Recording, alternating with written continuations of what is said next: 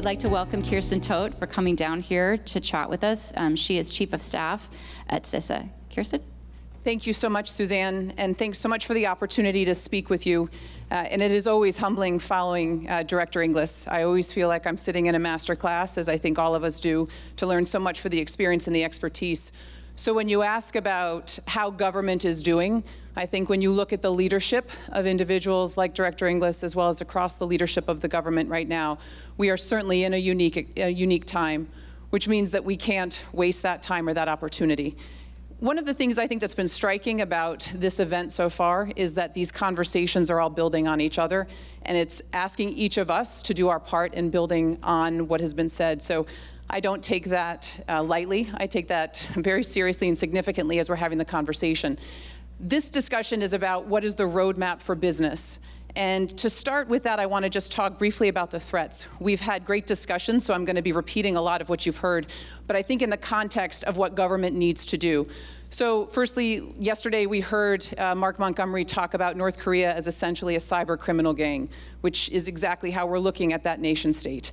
We also are looking at China and what China is doing. And when we think about this, China is in it for the long game. And we're talking about artificial intelligence and machine learning.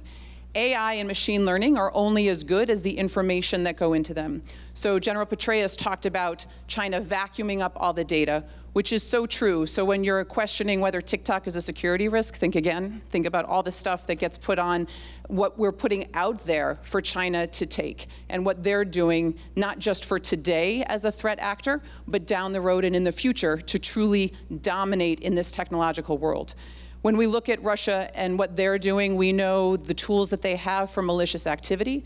We know what they're doing on ransomware and how they're infiltrating across infrastructure sectors, but importantly also how they're using the tools of misinformation and disinformation. We've seen Iran look at critical infrastructure disruption and how they're doing it against their adversaries. So what do we need to do from the government perspective? And then we'll get to what we need from industry. So as has been said and as Director Inglis talked about, CISA is America's cyber defense agency. So we are focused on reducing risk. And again, as Director Inglis talked through, this is not about compliance, this is about risk reduction. How do we do that most effectively? And that absolutely has to be done with industry. It has to be done across this atmosphere and across what we're looking at. And so, as everybody knows, I think in this audience, many of you are key actors for us and key contributors. Last August, we launched the Joint Cyber Defense Collaborative, which is really about operational collaboration. And the premise of the JCDC was really to look at how do we reduce the prevalence and the impact of events? How do we break down the stovepipes? How do we ensure that we're working together and that we can actually bring industry and government together in a collaborative way in real time to address the threat? So I'll just cite 3 examples, many of which you know, many of which you contributed in helping us accomplish. The first was Log4Shell last December. The event happened on a Friday. We convened the JCDC on a Saturday. And what's important about that is that it was not about creating a perfect threat picture, but very much about threading the data, threading the dots, so that we could get a better threat picture. From that, we started to launch the Slack channel, which has had its own humor to it. But what it was an opportunity, and what it continues to be, for industry and government to share these data points in real time. And importantly, as I'll talk in a moment about Russia-Ukraine, to understand what are anomalous activities and what are actually part of a broader campaign. With Russia and Ukraine, we brought the JCDC together in December to develop a plan. In January, we used that group to exercise the plan. And then in February, unfortunately, we had the opportunity to actually execute the plan. Following Russia's invasion of Ukraine, the JCDC continued to bring together industry and government to look at what was happening. And again, importantly, I'll make the point, it's about, when there was activity, was it anomalous activity? Was it something that we needed to be more concerned about across a broader international campaign? And then the final one that I'll mention, it was discussed yesterday, was just as recent in July of this year in Albania. And what was fascinating about that was, again, how we in the US government, and particularly with industry, are working with our international partners. So the Albanian CERT reached out to us with indicators of compromise and told the JCDC that we were allowed to share that with our industry partners. We took those indicators of compromise to the partners. The partners then created a clearer threat analysis picture, which we were then able to share back with Albania, with the ACSHI, which is their CERT. So again, as we look at this is about this broader ecosystem. And I think when we look back to this past year, one of the great benefits of this industry-government collaboration is how we at CISA have been able to engage much more broadly with our international partners. We're now engaged with over 150 CERTs, and that's not just a value for CISA, but we are seeing how we're taking our industry partners, their knowledge, their analysis, and taking it to where compromises are. Another example of that was the Broadcom Daxon malware event. But where can we do better? Because I think so much of government, and as we're looking at all of this, it's not about the destination. What are we doing to continue to improve ourselves? So JCDC is a great step, but we have to focus on the future. So what we're looking at for JCDC is the maturation of those key elements of what it does. So the collection of information, the development of products and the dissemination, information fusion. But importantly, we really have to be thinking about pre-event planning. So when we are in, if I go through the last events that I talked to you about in the last year, all of those are how we with government and industry responded to events. As you all know from industry, though, the key here is how do you plan and prepare? How do you make yourselves more resilient? How do you prepare for what you're not expecting? When we do a lot of the tabletop exercises, we often do the scenarios that we know we can respond to. What we have to do a better job is preparing for what would destroy us. So this pre-event planning piece is so critical because it's something that we have to do better when we're thinking about government and industry. We have to think about what are those things that we need to be working together on. The other element that I'll talk about from the preparation is Shields Up, which all of you, again, were very much a part of, but I think it's really interesting because of how it's evolved. So Shields Up was a campaign that we launched last November when we started to see the intelligence about the potential for Russia's invasion of Ukraine. That was a messaging around lowering the threshold for reporting. It talked about encryption, doing the basics in cyber hygiene, multi-factor authentication, and the investment in your CISOs. What was interesting, though, is after the invasion, what we heard from a lot of companies was, so what does this look like now? What is this Shields normal? What is this sustained vigilance? CISOs also talked to us about how, though, that Shields Up gave them more authority, more power that they didn't want to let go of in a positive way because they were able to invest in a heightened level of risk. So now we're talking about how do you institutionalize Shields Up? How do you as industry, as businesses, institutionalize this?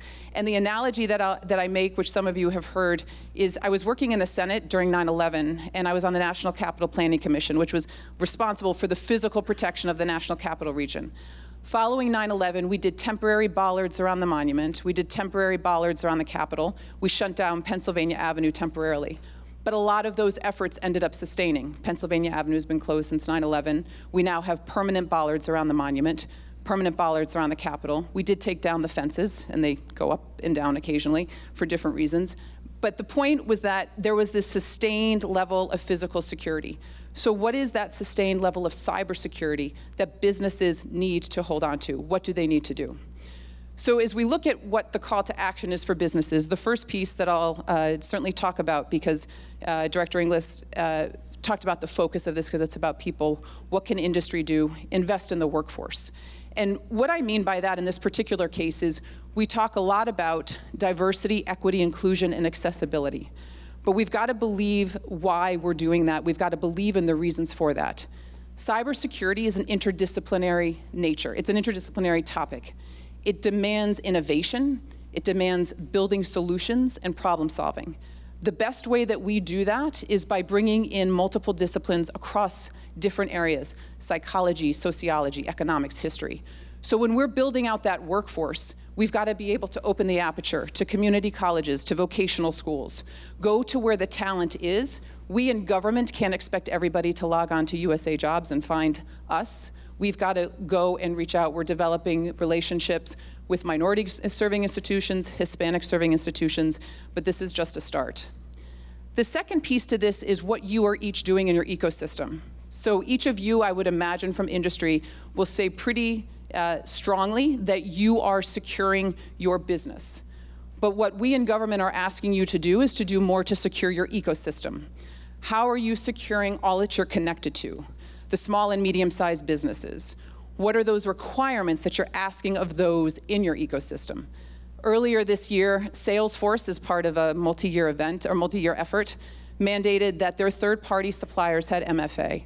That was not easy, that didn't happen overnight, but that was a first step that was so critical.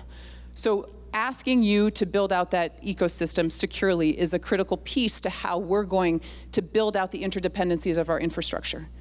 The second piece, Chris Inglis mentioned this executive order on supply chain security.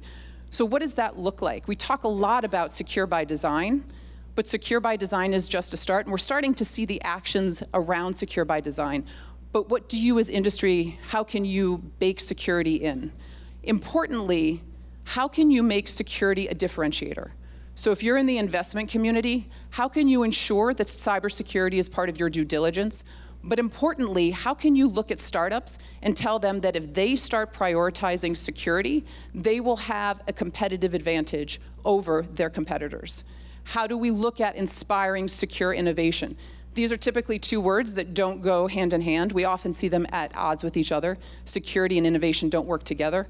But what about secure innovation? What is the responsibility of industry, of innovation, to really focus on that security piece?